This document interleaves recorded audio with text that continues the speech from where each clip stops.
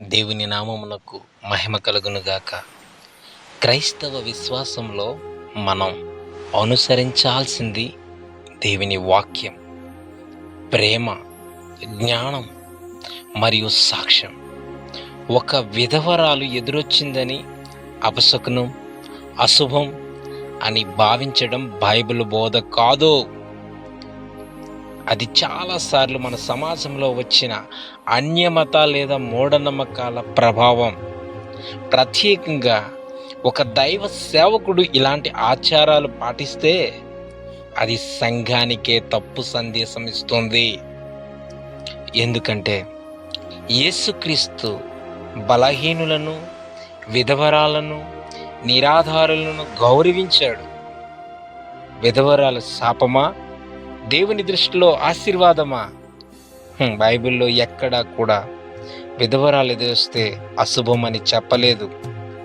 అది మనుషులు సృష్టించినటువంటి భయం మాత్రమే.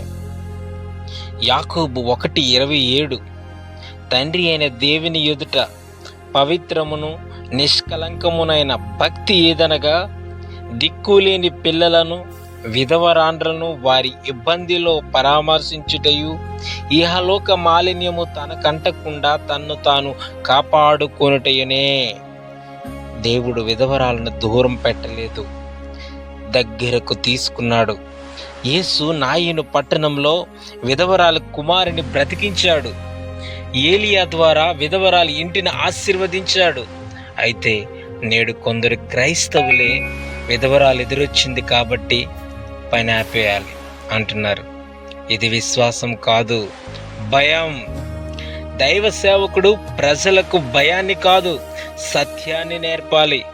మూఢనమ్మకాలను కాదు, దేవుని వాక్యాన్ని ప్రకటించాలి. మనిషిని అపవిత్రం చేసేది ఎదురొచ్చిన వ్యక్తి కాదు, మన హృదయంలో ఉన్న అవిశ్వాసం. కాబట్టి క్రైస్తవుడు ప్రేమతో, గౌరవంతో ప్రతి మనిషిని చూడాలి. కాబట్టి ప్రియులారా, క్రైస్తవ జీవితంలో భయానికి కాదు, విశ్వాసానికి స్థానం ఉండాలి.